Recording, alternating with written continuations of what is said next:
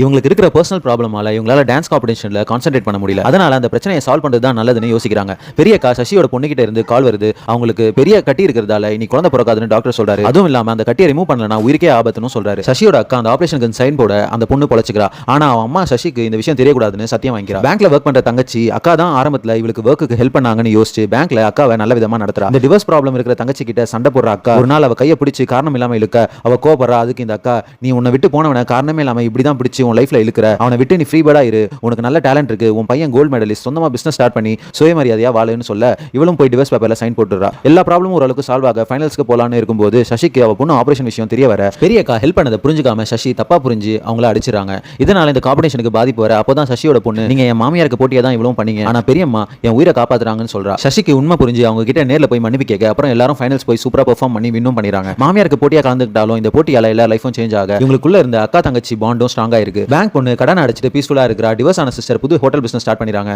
பணக்கார வீட்டு தங்கச்சி சொந்த காசுலயே ஃபோன் வாங்கிறாங்க. பல வருஷம் எங்கேயும் போகாத பெரிய அக்கா அவங்க ஹஸ்பண்டோட ட்ரிப் கிளம்புறாங்க. சசி அவங்க பொண்ணோட மாமியார் கூட நல்ல ஃப்ரெண்ட் ஆயிடுறாங்க.